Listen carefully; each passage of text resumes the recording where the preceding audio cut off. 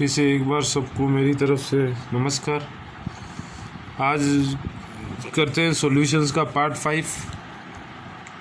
इससे पहले अपन ने पिछले पार्ट 4 में पढ़े थे एलिवेशन इन बॉइलिंग पॉइंट और डिप्रेशन इन फ्रीजिंग पॉइंट, उसके बेस न्यूमेरिकल्स किए थे।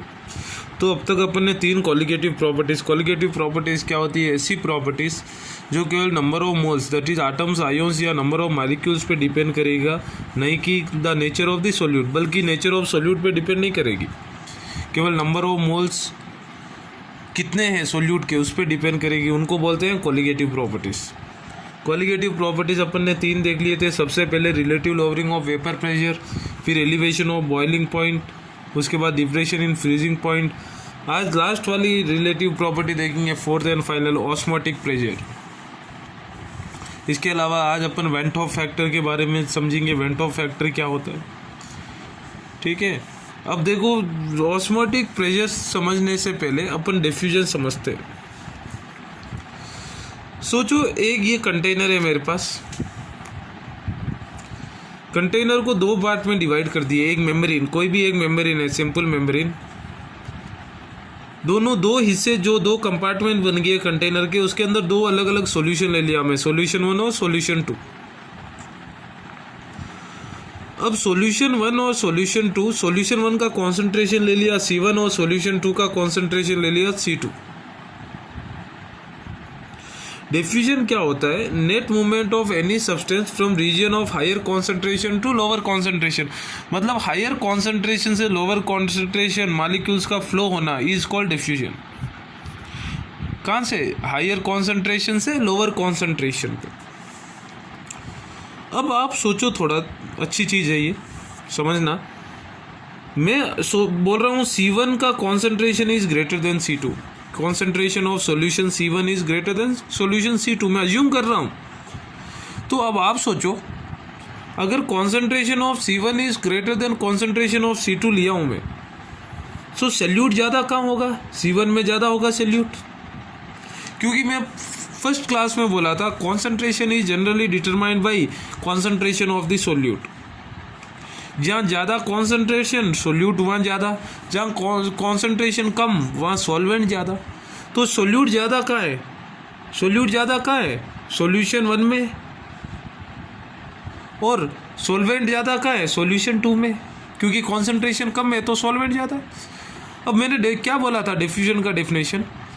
Movement of molecules from higher concentration to lower concentration. Molecules का हायर कॉन्सेंट्रेशन से लोअर कॉन्सेंट्रेशन की तरफ जाना थ्रू ए मेम्ब्रेन, एक कोई सिंपल मेम्ब्रेन। अब सोचो, सोल्यूट पार्टिकल्स का हायर कॉन्सेंट्रेशन कहाँ है? सॉल्यूशन 1 में। तो सोल्यूट पार्टिकल्स कहाँ जाएंगे? फ्रॉम 1 to 2 जाएंगे, फ्रॉम सॉल्यूशन 1 to सॉल्यूशन 2। और वही सॉल्वेंट पार्टिकल्स कहाँ जाएंगे? हायर कॉन्सेंट्रेशन कहाँ है सॉल्वेंट का? सॉल्यूशन 2 में। तो हायर कॉन्सेंट्रेशन से सॉल्यूशन 1 का लोअर कॉन्सेंट्रेशन है सॉल्वेंट का, तो सॉल्वेंट कहाँ जाएगा? From solution 2 to solution 1।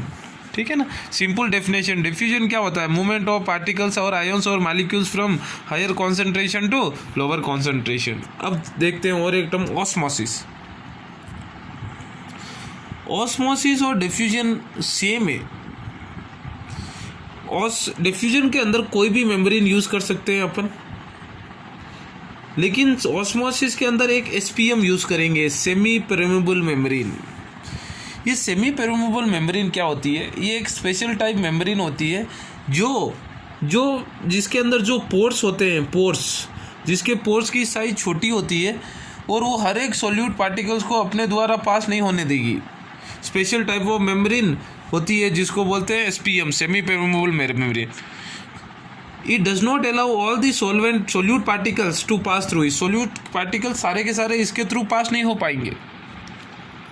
ठीक है ना। अब देखो, फिर से मैं ले लिया सेम वही कंटेनर, 2 कंपार्टमेंट में डिवाइड कर दिया बाय यूजिंग SPM। डिफ्यूजन के अंदर मेम्ब्रेन और इधर SPM, स्पेशल मेम्ब्रेन है एक, सेमी परमेबल मेम्ब्रेन। सॉल्यूशन 1 और सॉल्यूशन 2। सॉल्यूशन 1 का कॉन्सेंट्रेशन C1, सॉल्यूशन 2 का C2। अब solute particles from solution 1 to solution 2 cannot move due to large size of solute particles. जो ऊपर क्या हो रहा था, सोल्यूट पार्टिकल्स कहाँ जा रहे थे, सॉल्यूशन 1 से सॉल्यूशन 2 में, क्योंकि सॉल्यूशन 1 का कॉन्सेंट्रेशन ज़्यादा था। लेकिन इधर वो डिफ्यूजन था, ऑस्मोसिस के अंदर कॉन्सेंट्रेशन C1 ही ज़्यादा है, मतलब सोल्यूट ज़्यादा कहाँ है, सॉल्यूशन 1 में। यहाँ भी सोल्यूट के सारे particles can not move from solution 1 to solution 2, सारे के सारे पास नहीं हो पाएंगे। लेकिन वही सॉल्वेंट पार्टिकल्स कहाँ जाएंगे, सॉल्वेंट पार्टिकल्स का हाई कॉन्सेंट्रेशन क्या है, सॉल्यूशन 2 में है, सॉल्यूशन 2 से सॉल्यूशन 1 में पास हो जाएंगे। जो SPM होती है उसके सारे के वो क्या करता है, हर एक सोल्यूट पार्टिकल्स को अपने द्वारा पास नहीं होने देगा। इसलिए अगर सोल्यूट का कॉन्सेंट्रेशन ज़्यादा कहाँ है, सॉल्यूशन 1 में, तो सोल्यूट पार्टिकल्स कहाँ जाना है, सॉल्यूशन 2 में जाना है, लेकिन वो 2 में नहीं जा पाएंगे ड्यू टू SPM। और डेफिनेशन सेम है, ऑस्मोसिस और diffusion, movement of particles from higher concentration to lower concentration. बस फर्क यही है, डिफ्यूजन के अंदर दोनों सॉल्यूट और सॉल्वेंट पार्टिकल्स हायर से लोअर जा सकते हैं, लेकिन क्योंकि एक सिंपल मेम्ब्रेन है, वही ऑस्मोसिस के अंदर नहीं जा पाएंगे solute particles from higher to lower. क्यों एक SPM यूज होती है, special type of semi permeable membrane. ठीक है, चलो आगे देखते हैं। अब ऑस्मोसिस क्या होता है देखते हैं। देखो, the movement of solvent particles, तो सोल्यूट तो जा नहीं पाएगा, क्यों, ड्यू टू SPM। तो सॉल्वेंट पार्टिकल्स कहाँ जाएंगे, हायर कॉन्सेंट्रेशन से लोअर कॉन्सेंट्रेशन। हायर कॉन्सेंट्रेशन का है, ऊपर अपन जो डायग्राम लिए सॉल्यूशन 2 है, तो सॉल्वेंट पार्टिकल्स कहाँ जाएंगे, सॉल्यूशन 2 से सॉल्यूशन 1 में। The movement of solvent particles from lower concentration of the solution to higher concentration of through SPM। ठीक है ना, याद रखना है डेफिनेशन, थ्रू SPM लोअर से हायर जाएगा। सॉल्यूशन का बता रहा है, solvent particles from lower concentration to higher concentration. इधर देखो सर, आपने उल्टा, lower concentration to solution of the higher concentration. Solution की बात कर रहा हूँ मैं, सॉल्वेंट की नहीं बात कर रहा हूँ। सॉल्यूशन का लोअर कॉन्सेंट्रेशन से हायर कॉन्सेंट्रेशन, क्योंकि सॉल्वेंट ज़्यादा है तो सॉल्यूशन का कॉन्सेंट्रेशन कम ही है ना, ये सही है। सॉल्वेंट ज़्यादा है, एग्जाम्पल के अपन देखिए, सॉल्यूशन 2 के अंदर कॉन्सेंट्रेशन कम है, इसका मतलब सॉल्वेंट ज़्यादा है, तो सॉल्वेंट पार्टिकल जा रहे हैं ना लोअर कॉन्सेंट्रेशन से हाई कॉन्सेंट्रेशन सॉल्यूशन में जा रहे हैं, वही बात है, इसलिए लोअर टू हायर। आई बात से वही सॉल्वेंट कहाँ से हो रहा है, अगर सॉल्वेंट क्या होता है, सॉल्वेंट का कम मूवमेंट होता है, हायर से लोअर कॉन्सेंट्रेशन। लेकिन इधर क्या बात हो रही है, सॉल्वेंट कैसे सॉल्यूशन में जा रहे हैं, लोअर कॉन्सेंट्रेशन से हायर कॉन्सेंट्रेशन सॉल्यूशन में। ठीक है, ये देखो SPM generally SPM animal membrane होता है, नहीं तो सेलाफेन Cu2FeCN6, ये क्यूप्रेस हेक्सासाइनाइड होता है, कोऑर्डिनेट कॉम्पाउंड्स होता है, उसमें पढ़ेंगे। ओके ना। और SPM की खासियत क्या है, SPM have small pores which does not permit the flow of large size solute particles. ठीक है ना। SPM को क्या होता है, एक special type of semi permeable membrane होती है, वो किससे बनती है, एनिमल मेम्ब्रेन, नहीं तो सेलाफेन, क्यूप्रेस हेक्सासाइनाइड। और उसका स्पेशल क्या होता है, ज़्यादा लार्ज साइज के सोल्यूट पार्टिकल्स को अंदर से जाने नहीं देगी। उसके जो पोर्स होते हैं, जो कोचरे होते हैं, वो छोटे छोटे होते हैं उस SPM में when compare to normal membrane. ठीक है, अब चलते हैं ऑस्मोटिक प्रेशर। देखो फिगर से समझते हैं। ये एक कंटेनर है, सॉल्यूशन है, ये एक दूसरा कंटेनर है जिसके अंदर सॉल्वेंट है, प्योर सॉल्वेंट, ये है सॉल्यूशन। इन दोनों का सॉल्यूशन और सॉल्वेंट का कनेक्शन किया हुआ है, और वो कनेक्शन एक SPM यूज़ किया हुआ है। क्या किया हुआ है, SPM। सॉल्यूशन के साइड एक पिस्टन है, सॉल्वेंट के साइड भी एक पिस्टन है। सॉल्वेंट के साइड पिस्टन का pressure P atmosphere, atmospheric pressure है P एटमॉस्फेयर। पिस्टन के साइड P एटमॉस्फेयर के अलावा एक एक्स्ट्रा प्रेशर है पाई। एक्स्ट्रा प्रेशर क्या है, पाई। अब देखो ऑस्मोसिस में अपन पढ़े थे, सॉल्यूशन से सोल्यूट तो जा नहीं पाएंगे SPM किसे, तो जो लेकिन सॉल्वेंट कहाँ से जाएगा, सॉल्वेंट कंटेनर से सॉल्वेंट SPM से कहाँ जाएगा, सॉल्यूशन की तरफ जाएगा, क्योंकि सॉल्यूशन का कॉन्सेंट्रेशन ज़्यादा है, इधर तो सॉल्वेंट है, कॉन्सेंट्रेशन कम है सॉल्यूशन का, इसलिए तो सॉल्वेंट ज़्यादा है। तो ये जो सॉल्वेंट जा रहा है SPM से सॉल्यूशन की तरफ, इसका मूवमेंट को स्टॉप करना, ये पिस्टन है, पिस्टन के ऊपर मैंने प्रेशर अप्लाई किया, सोचो तो ऑटोमेटिक वो प्रेशर ज़्यादा, ये कंटेनर के अंदर प्रेशर ज़्यादा होगा तो ये सॉल्वेंट पार्टिकल्स अंदर नहीं जा पाएंगे ना, एसपीएम से पास नहीं हो पाएंगे क्योंकि प्रेशर ज़्यादा है। तो एटमॉस्फेरिक प्रेशर से जो एडिशनल प्रेशर अपन सॉल्यूशन के साइड अप्लाई करते हैं ताकि ऑस्मोसिस स्टॉप हो जाए, ये प्रोसेस को सॉल्वेंट पार्टिकल्स थ्रू एसपीएम को प्रोसेस को क्या बोलते हैं, ऑस्मोसिस, ताकि ऑस्मोसिस स्टॉप हो जाए, that is called osmotic pressure. Osmotic pressure क्या होता है, सॉल्यूशन के तरफ कोई एडिशनल प्रेशर लगाना, एडिशनल प्रेशर मतलब ओरिजिनल एटमॉस्फेरिक प्रेशर तो दोनों पर होगा, सॉल्यूशन और सॉल्वेंट, एटमॉस्फेरिक प्रेशर के अलावा कोई एडिशनल प्रेशर लगाना ताकि सॉल्वेंट पार्टिकल्स का मूवमेंट सॉल्यूशन की तरफ थ्रू एसपीएम बंद हो जाए, that extra pressure is called osmotic pressure. आई बात समझ में? अब देखो definition, the net movement of solvent particles, solvent particles जा रहे हैं ना, फ्रॉम सॉल्वेंट, कहाँ से जाएंगे, सॉल्वेंट टू सॉल्यूशन, सॉल्वेंट से सॉल्यूशन जाएंगे, किधर से जाएंगे, थ्रू एसपीएम, एसपीएम से जाएंगे, can be stop by applying some extra pressure on solution, वो स्टॉप कर सकते हैं, रोक सकते हैं अगर प्रेशर कैसा, by applying some extra pressure on the container of the solution, वो एक्स्ट्रा प्रेशर जो ये ऑस्मोसिस प्रेशर को स्टॉप करता है उसको बोलते हैं ऑस्मोटिक प्रेशर।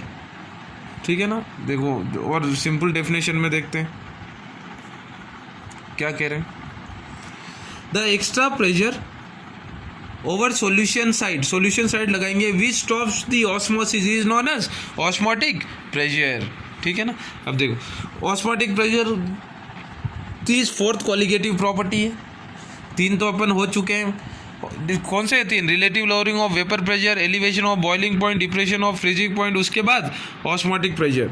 ऑस्मोटिक प्रेशर भी क्या होता है, direct proportional to molarity, elevation in boiling point और डिप्रेशन पॉइंट किसके, मोलालिटी है, स्मॉल एम, ये direct capital M, and directly proportional to, और osmotic pressure denoted by pi, इधर पाई का वैल्यू मत लगाना 22/7, पाई दिखे तो ऑस्मोटिक प्रेशर है, directly proportional to temperature, absolute temperature, pi proportionality constant हटा के मैं एक यूनिवर्सल गैस कांस्टेंट आज लेके आ गया, पाई इक्वल टू हो गया MRT, क्या हो गया ये दोनों से MRT, RT क्या है, एब्सोल्यूट टेम्परेचर मतलब टेम्परेचर इन केल्विन, M क्या है, मोलारिटी ऑफ सॉल्यूशन, R क्या है, यूनिवर्सल गैस कांस्टेंट, और कहीं ऑस्मोटिक प्रेशर है तो अपन मोलारिटी का ये R का वैल्यू यूज़ करेंगे 0.00821, क्यों, क्योंकि प्रेशर के अंदर है ये एटमॉस्फेयर मोल पर केल्विन, R का वैल्यू 8.314 जूल्स कैलोरीज, बहुत सारे होते हैं एटमॉस्फेयर, अपन एटमॉस्फेयर वाला R का वैल्यू यूज़ करेंगे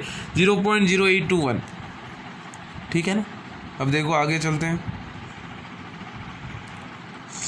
क्या हो रहा है, ये देख लो कन्वर्शन देख लो, 1 ATM होता है 1.01 इंटू 10⁵ पास्कल्स, इक्वल टू होता है 1.01 into 10⁵ newton metre square. Pascal क्या होता है, force acting per unit area, newton by metre, force का यूनिट न्यूटन, एरिया का यूनिट मीटर स्क्वायर, वही सेम वैल्यू है, पास्कल लिखो या न्यूटन मीटर स्क्वायर लिखो, और equal to 1 ATM equal to 1.01 bar भी होता है, और 1 ATM होता है 760 mm ऑफ mercury भी होता है, नहीं तो 760 टॉर भी होता है। ठीक है ना, याद रख लेना। न्यूमेरिकल देखते हैं एक दो, क्या कह रहा है, calculate osmotic pressure find out करना है due to 5% weight by volume. इसका मतलब क्या है, 5% weight by volume, 5 grams of solute is dissolved in volume मतलब 100 ml of solution, 5 grams of solute is dissolved in 100 ml of solution। ठीक है, अब देखो क्या कह रहा है, calculate osmotic pressure due to 5% weight by volume, cane sugar दिया हुआ है, cane sugar solution, cane sugar sugar मतलब क्या होता है, C12H22O11, मास कितना होता है 342, बहुत बार बता दिया मैं, at 15 degree Celsius osmotic pressure निकालना। 5% वेट बाय वॉल्यूम का मतलब क्या है, 5 grams ऑफ सोल्यूट, इधर सोल्यूट क्या है, केन शुगर, तो केन शुगर का गिवन मास क्या हो गया 5 grams, और गिवन वॉल्यूम ऑफ सॉल्यूशन कितना दिया हुआ है 100 ml। 5% वेट बाई, ये समझने के लिए मेरा पहला वीडियो देखना है सॉल्यूशन के ऊपर। 5% weight volume means 5 grams of solute is dissolved in 100 ml। ठीक है ना। अब सॉल्यूशन क्या, given mass of cane sugar क्या हो गया, केन शुगर क्या है, सोल्यूट है। वॉल्यूम ऑफ सॉल्यूशन क्या दिया हुआ है, 100 ml है। अब देखो पाई इक्वल टू क्या होगा, MRT। एम क्या होता है, मोलारिटी। मोलारिटी क्या होता है, number of moles of solute upon volume of solution in litres.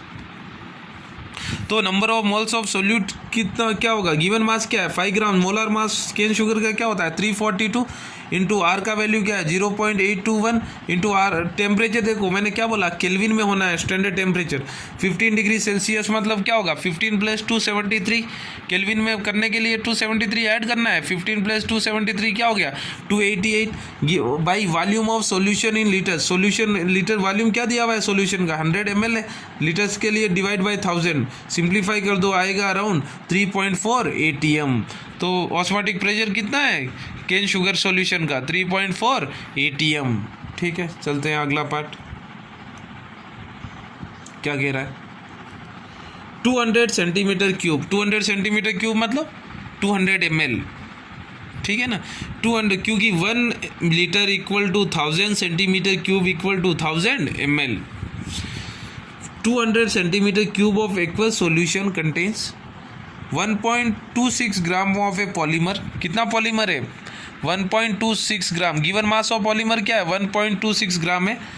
Osmotic pressure of solution दिया हुआ है, पाई दे दिया ऑस्मोटिक प्रेशर 2.6 × 10⁻³ ATM, और टेम्परेचर भी दे दिया 300 केल्विन, इधर डायरेक्टली केल्विन दिया हुआ है। Calculate molar mass of polymer, molar mass calculate करना है। गिवन मास है, नंबर ऑफ मोल्स क्या होता है given mass by molar mass. Given mass कितना है 1.26 ग्राम्स, मुझे मोलार मास निकालना है। अब देखो वॉल्यूम क्या दिया हुआ है 200 सेंटीमीटर क्यूब मतलब 200 ml।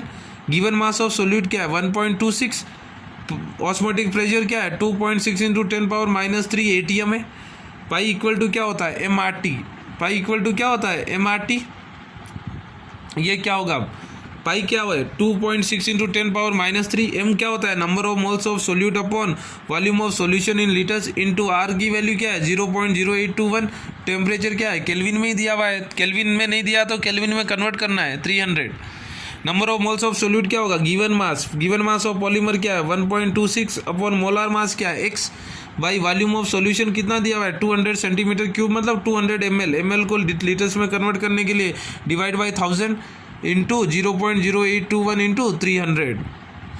यहाँ से 1000 ऊपर चले जाएगा और 200 इंटू x हो जाएगा 2.16 × 10⁻³ equal to 1.26 into 1000 into 0.0821 into 300 by x into 200। यहाँ से x को सिंप्लीफाई करोगे अराउंड 60,000 ग्राम पर मोल आएगा। तो मोलार मास ऑफ पॉलीमर कितना है 6000 ग्राम पर मोल।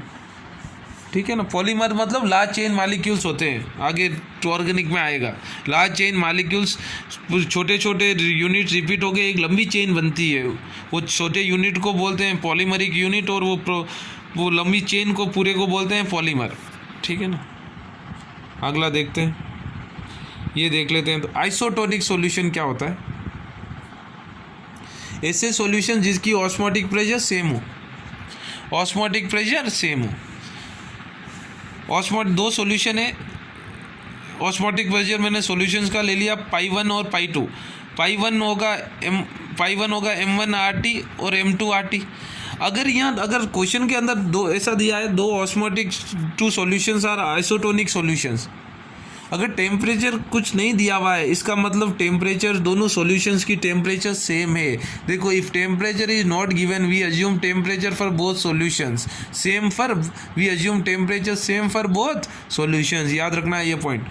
तो M1RT equal to M2RT, M1 और ये R कैंसिल हो गया, TT cancel, M1 equal to M2। M क्या है मोलारिटी है। ठीक है ना। उसके बाद देखो hypotonic solution, one solution will have less osmotic pressure when compare to other. एक सॉल्यूशन का ऑस्मोटिक प्रेशर दूसरे से कम होगा। इधर मैंने ले लिया सॉल्यूशन 1 का पाई 1 इज लेस देन पाई 2। वही हाइपरटोनिक क्या होता है, ऐसे सॉल्यूशन जिसके अंदर एक और सॉल्यूशन का ऑस्मोटिक प्रेशर ज़्यादा होगा। जो हाइपोटोनिक के अंदर पाई 1 छोटा था, ऑस्मोटिक प्रेशर पाई 1 छोटा था, हाइपरटोनिक के अंदर पाई 1 बड़ा हो गया, पाई 1 बड़ा हो गया। एक प्रेशर ज़्यादा होता है तो हाइपरटोनिक, एक प्रेशर छोटा होता है तो हाइपोटोनिक, दोनों प्रेशर सेम होता है तो आइसोटोनिक। याद रखना है। और अगर आइसोटोनिक के अंदर टेम्परेचर नहीं दिया हुआ है कोई भी जगह, इसका मतलब दोनों आइसोटोनिक क्या होता है, ऐसे सॉल्यूशन जिनकी ऑस्मोटिक प्रेशर सेम है। अगर टेम्परेचर नहीं दिया हुआ है इसका मतलब दोनों solutions are at the same temperature. ठीक है, अगला क्वेश्चन चलते हैं, एक न्यूमेरिकल देखते हैं क्या कह रहा है। A 5% weight by volume cane sugar, 5% weight volume इसका मतलब क्या है, 5 ग्राम्स ऑफ केन शुगर क्या है, solute E dissolve in 100 ml of solution. ठीक है, इज आइसोटोनिक है किसके साथ, विद 0.788% ऑफ यूरिया सॉल्यूशन। दो सॉल्यूशन दे दिए, एक दे दिए केन शुगर सॉल्यूशन, एक दे दिए यूरिया। 0.877% मतलब क्या है, 0.887 वेट बाई वॉल्यूम है ये भी। 0.877 grams of urea is present in 100 ml of solution. ठीक है ना। If molar mass of cane sugar is 342 grams, cane sugar क्या होता है, C12H22O11, ये पता होना। Calculate the mass of urea, मुझे मास ऑफ यूरिया निकालना है। इधर क्वेश्चन में टेम्परेचर की बात की हुई है, नहीं हुई है, इसका मतलब टेम्परेचर सेम है और दोनों सॉल्यूशन क्या है दिया हुआ है, आइसोटोनिक मतलब क्या होगा, osmotic pressure of cane sugar is equal to osmotic pressure of urea sugar. Temperature दोनों की सेम है और यूनिवर्सल टेम्परेचर की बात ही नहीं है, इसका मतलब दोनों solutions are at same temperature, दोनों सॉल्यूशंस की टेम्परेचर सेम है इसका मतलब, और यूनिवर्सल गैस कांस्टेंट कैंसिल हो जाएगा तो क्या होगा, molarity of urea solution equal to molarity of cane solution. ठीक है, करते हैं, देखो आइसोटोनिक मतलब pi1 equal to pi2, 5% weight by means 5 grams of cane sugar is present in 100 ml, 0.87 weight volume percentage means 0.87 grams of urea is present in 100 ml of solution. अब देखो pi1 और pi2 equal to है क्योंकि isotonic है। M1 RT1 equal to M2 RT2 या M1 RT1 equal to M1 RT1, temperature दिया हुआ नहीं है इसका मतलब T1 दोनों सेम ही है। R कैंसिल हो गया, M1 equal to M2। M1 क्या है, molarity of molarity of glucose solution cane sugar solution, और M2 है मोलारिटी है, ये मोलालिटी नहीं है, मोलारिटी ऑफ केन शुगर, और ये M2 molarity of urea sugar urea solution. क्या होगा, N1/V1, मोलारिटी क्या होता है, number of moles upon volume, N2/V2, दोनों की वॉल्यूम भी सेम है, देखो 100 ml तो N1 इक्वल टू N2 हो गया। अब N1 क्या है, number of moles of sugar solution cane sugar का गिवन मास क्या है, 5 मॉलिक्यूलर मास क्या होता है 342 इक्वल टू N2 क्या है, number of moles of urea का गिवन मास क्या है 0.877 बाई मोलार मास क्या है, और मॉलिक्यूलर मास क्या है x, क्रॉस मल्टीप्लाई करो x अराउंड 60 ग्राम्स आएगा, क्योंकि अपन को पता है यूरिया NH2CO का मॉलिक्यूलर मास क्या होता है 60 ग्राम्स। ठीक है ना।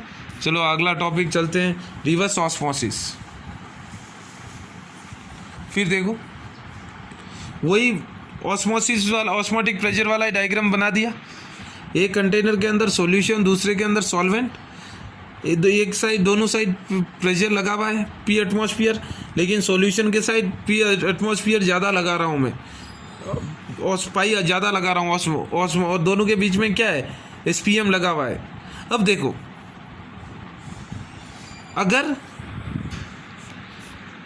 मैं प्रेशर, अगर अपन को ऑस्मोसिस क्या हो रहा है, ऑस्मोसिस क्या होता है, movement of solvent particles through SPM towards solution. ठीक है। अब देखो अगर प्रेशर P ऑस्मोटिक लगा दिया, मतलब P ATM प्लस पाई लगा दिया मैं ऑस्मोटिक प्रेशर, इसका मतलब अब क्या हो गया, ऑस्मोसिस स्टॉप हो गया, क्योंकि इसका मतलब ये पाई क्या, ऑस्मोटिक प्रेशर क्या होता है, extra pressure applied on the solution particle to stop osmosis. इसका मतलब solvent particles through SPM stop हो गए कब, प्रेशर कौन सा pressure P ATM plus pi, P ATM तो एटमॉस्फेरिक प्रेशर है, और एक एक्स्ट्रा प्रेशर लगाने पर क्या हो गया, ऑस्मोसिस स्टॉप हो गया। अब सोचो P ATM प्लस पाई से मैं एक्स्ट्रा प्रेशर लगाया और ज़्यादा प्रेशर लगा दिया, क्योंकि P ATM प्लस पाई पर तो क्या होगा, ऑस्मोसिस स्टॉप हो गया।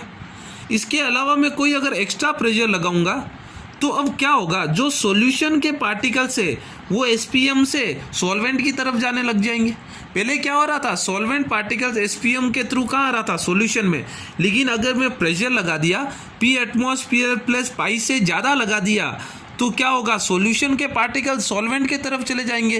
तो क्या हो रहा है, रिवर्स हो रहा है ना, इसको ही बोलते हैं रिवर्स ऑस्मोसिस।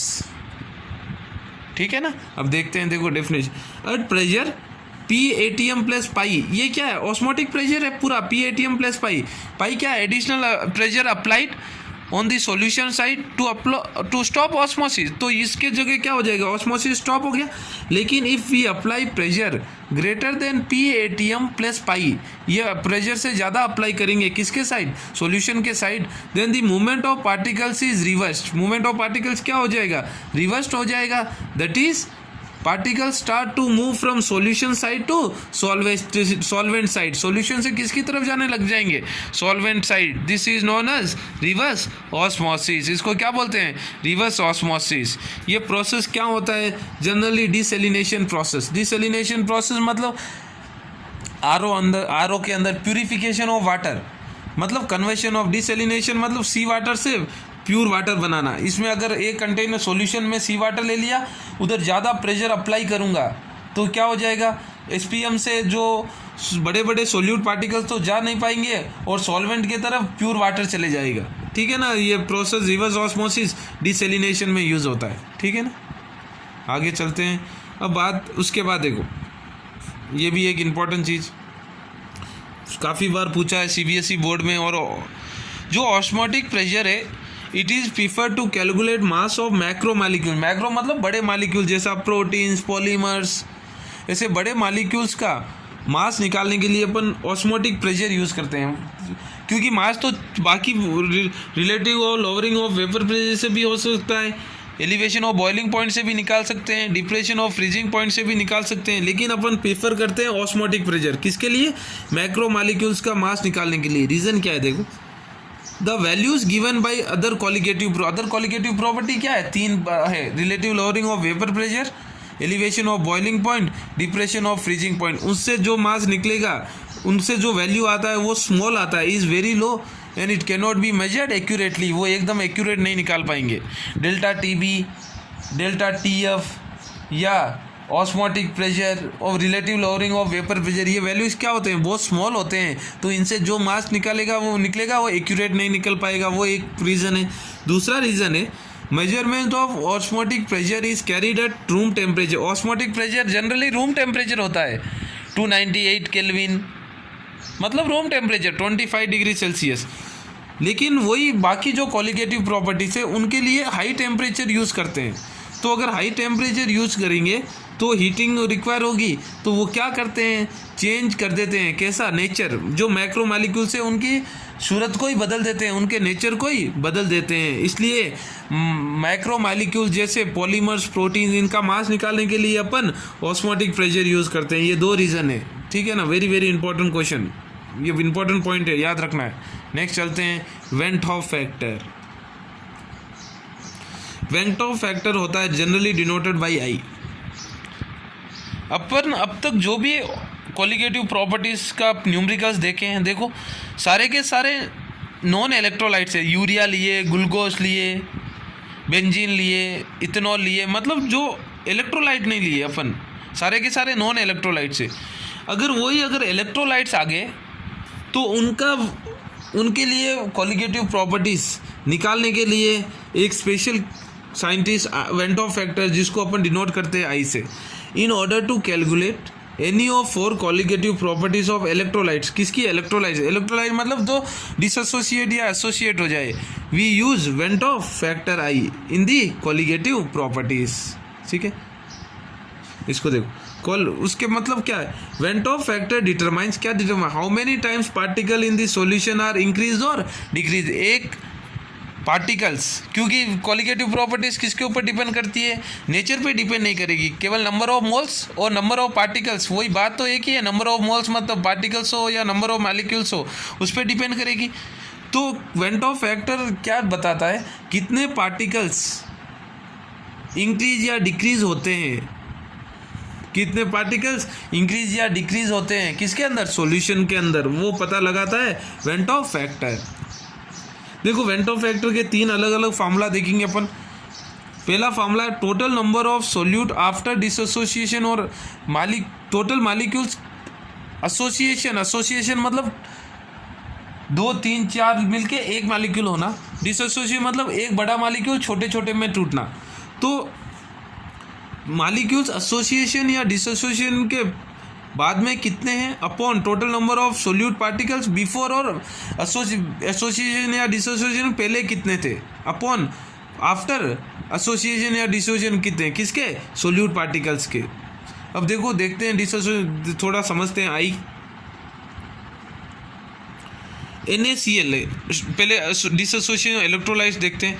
जो भी डिसोसिएशन होगा इलेक्ट्रोलाइट्स का, उसके लिए I ग्रेटर देन 1 आएगा। I क्या होगा, ग्रेटर देन 1 आएगा।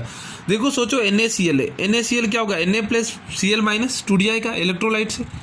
मैंने क्या बोला फार्मूला, इधर क्या हो रहा है, dissociation number of particles of the solute after dissociation और एसोसिएशन। इधर एसोसिएशन तो नहीं हो रहा है, आफ्टर डिसोसिएशन कितने पार्टिकल हो रहे हैं, 2 अपॉन डिसोसिएशन के पहले कितना था, 1, 2/1। तो आई क्या हो गया, 2। आई क्या है, वेंट ऑफ फैक्टर। वही MgCl2 देखो क्या बन जाएगा, Mg2+ 2Cl-। तो टूटने के बाद कितने हो गए, 3 हो गए, 1 Mg 2 Cl, 3/, पहले कितना था, 1 ही था MgCl2। आई हो गया 3।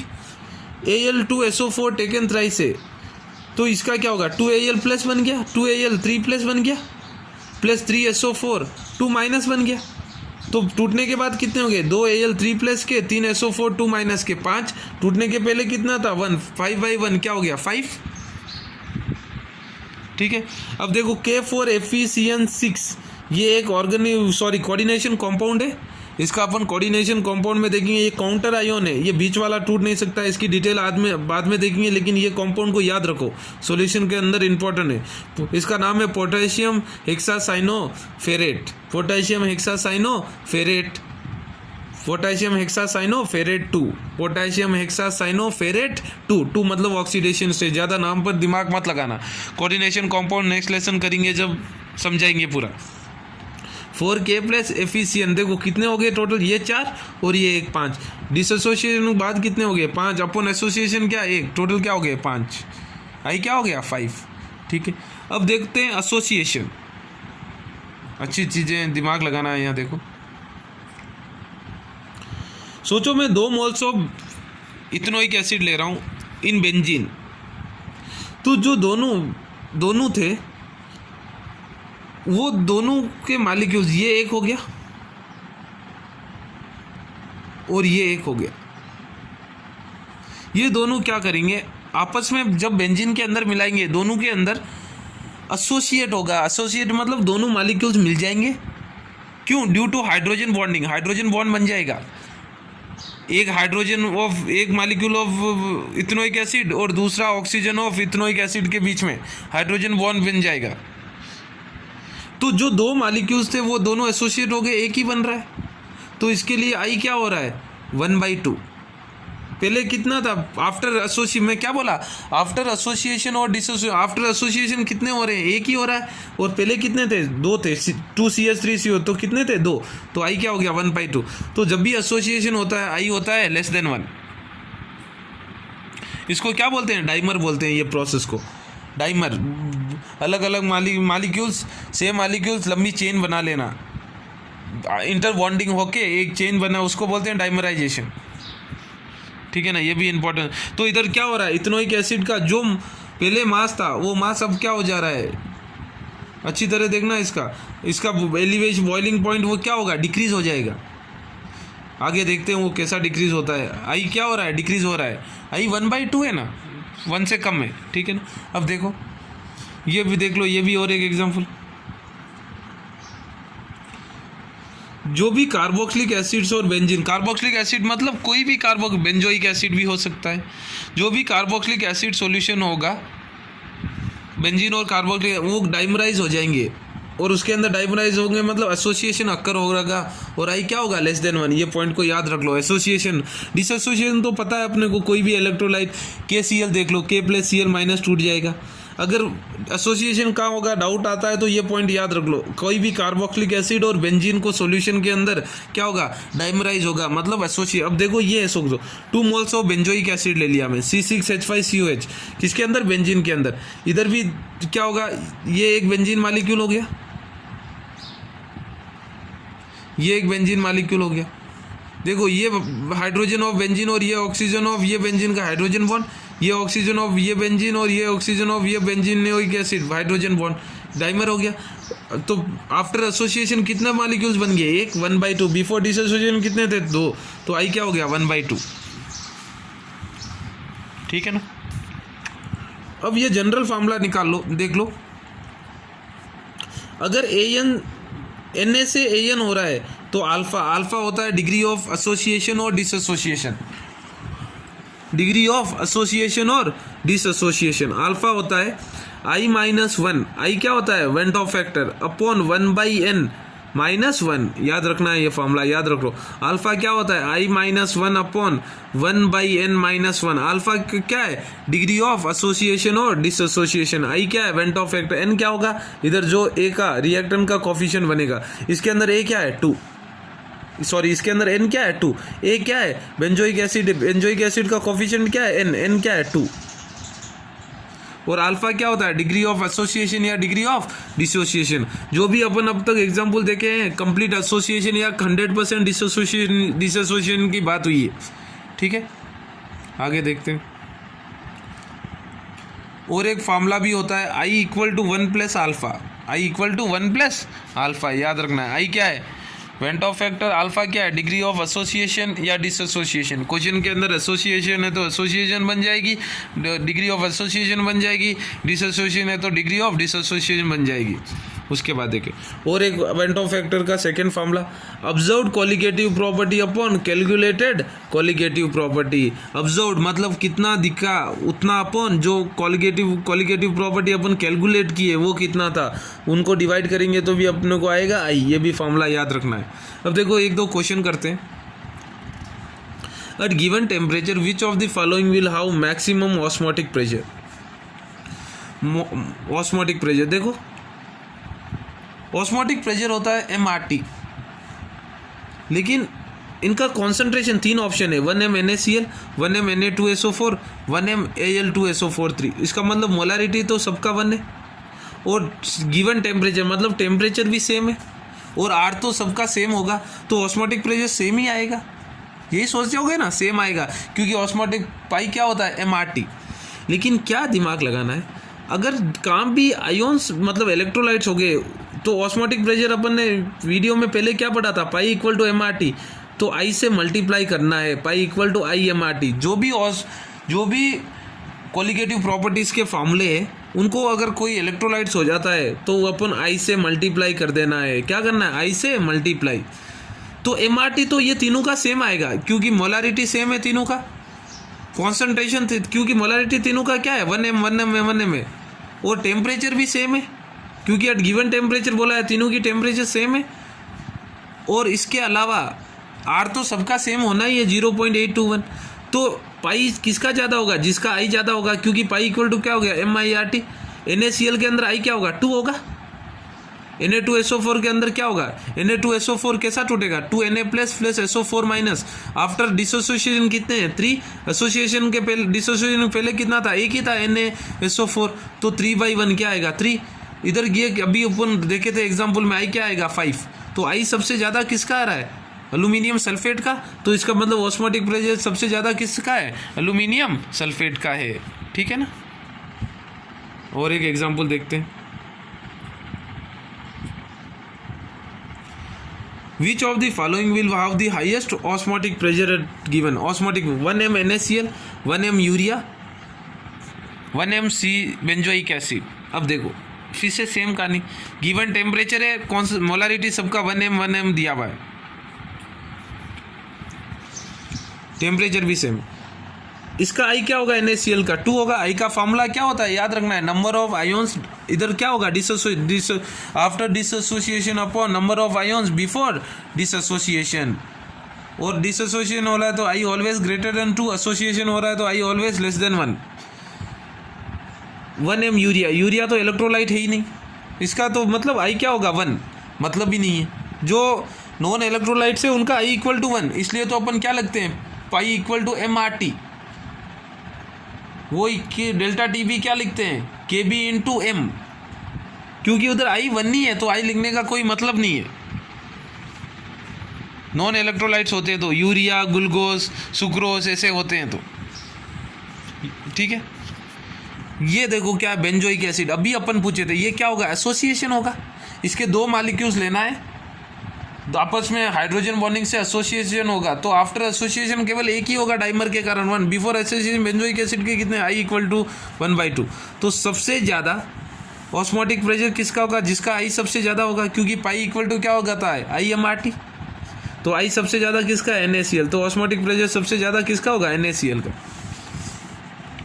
लेकिन अगर अब तक 2 एग्जाम्पल देखे अपन, मोलारिटी और सेम टेम्परेचर है, अगर मोलारिटी अलग अलग दिया हुआ है सॉल्यूशन का, तो अपन डायरेक्टली वेंट ऑफ फैक्टर से कंक्लूड नहीं कर सकते हैं ऐसा। जैसा यहाँ दोनों एग्जाम्पल में वेंट ऑफ फैक्टर जिसका ज़्यादा है उसका ऑस्मोटिक प्रेशर ज़्यादा है बता दिए, लेकिन अगर क्योंकि दोनों जगह कॉन्सेंट्रेशन सेम है और टेम्परेचर सेम है, अगर कॉन्सेंट्रेशन और टेम्परेचर अलग अलग होगा तो अपन को मोलारिटी भी निकालनी होगी और वेंट ऑफ फैक्टर भी निकालने होंगे। जब तीनों फैक्टर से अपन डिटरमाइन करना है किसकी क्वालिटेटिव प्रॉपर्टी ज़्यादा है, यही बता रहे देखो, if molarities of different solutes are different then we cannot conclude directly from van't of factor that which solution will have highest qualitative property. ठीक है ना, आगे देखते हैं।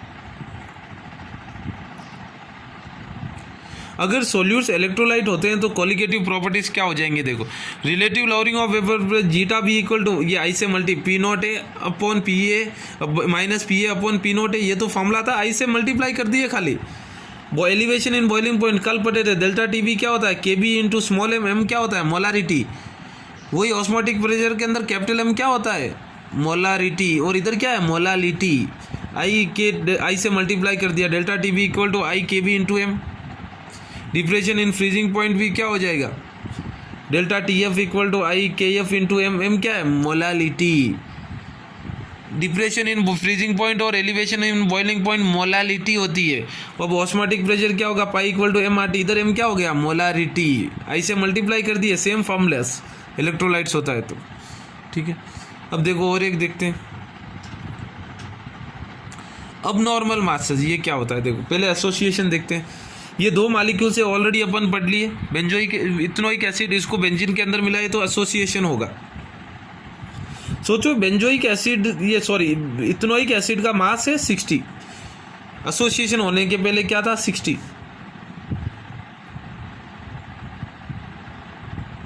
अब इसको पूरे को अगर डाइमर का मॉलिक्यूलर मास निकालेंगे तो आएगा 120 आएगा। अपन ने आई का ऊपर देखे थे फॉर्मूला क्या होगा, number of moles, number of ions after association upon number of ions before this association. After association क्या हो गया 1, बिफोर कितना था 2, आई क्या हो गया 1/2। अब मास से भी देखो मास क्या होगा, अब नॉर्मल मास क्या है 60, अब नॉर्मल क्या है इसको बोलते हैं अब नॉर्मल, नॉर्मल मतलब जो दिखना है, लेकिन ये एसोसिएट हो गया अब नॉर्मल बन गया 160, तो क्या आ रहा है 60/120 भी 1/2 ही आ रहा है। तो इसका मतलब और एक आई का फॉर्मूला निकाल सकते हैं, नॉर्मल मोलार मास, नॉर्मल क्या है कब आ रहा है 1/2, नॉर्मल 60/120 नॉर्मल बाई अब नॉर्मल, नॉर्मल क्या होगा जो मॉलिक्यूल का ओरिजिनल मास होगा अपॉन अब नॉर्मल क्या होगा जो डाइमर होगा या डिसएसोसिएट होने के बाद जो आएगा वो। ठीक है ना, और एक देख लेते हैं, ये देखो डिसएसोसिएशन का देख लेते हैं, NaCl Na plus Cl minus, इसका आई क्या आएगा 2 आएगा, अपने को पता है क्योंकि आफ्टर डिसोसिएटेड कितने हो गए 2 आयोन्स बन गए, पहले कितना था 1, 2/1 क्या हो गया 2। अब अगर मैं ये i equal to normal molar mass upon अब नॉर्मल मोलार मास लेता हूँ तो आई में जो 2 आता है नहीं आता है चेक करते हैं। NaCl का मोलिकुलर मास क्या होगा 58.5, इधर एवरेज ले लेना है, जो ये 58.5 है 2 पार्ट में डिवाइड हो रहा है, होगा नहीं अज्यूम करो हो रहा है, तो अब आई क्या होगा नॉर्मल अपॉन अब नॉर्मल, नॉर्मल मास क्या है 58.5 बाई अब नॉर्मल क्या है 29.25, एक ले लो किसी एक का, क्योंकि अपन कोई हाथ डाले तो निकालेंगे तो सोडियम Na+ आएगा या Cl- आएगा सॉल्यूशन में से। 28.5 बाई 29.25 क्या हो, I = 2। ठीक है ना। इससे आपके कोलिगेटिव प्रॉपर्टीज और वेंट ऑफ फैक्टर ख़त्म होता है। और एक कल आखिरी वीडियो बनाएंगे, वीडियो पार्ट 6, जिसके अंदर हेनरीज लॉ और उसके एप्लीकेशन सीखेंगे और कोलिगेटिव और सॉल्यूशन चैप्टर को वाइंड अप कर देंगे। सारे लगभग न्यूमेरिकल्स पूरे टेक्स्ट बुक के मैं हर एक वीडियो के अंदर करा रखा हूँ। फिर भी आपको कोई डाउट आता है कोई भी क्वेश्चन में, you can ask me without any hesitation. Lockdown को अच्छी तरह यूटिलाइज़ करो और पढ़ते रहो। स्कूल कभी भी रीओपन हो सकता है, so be up to date in doing your work. God bless you.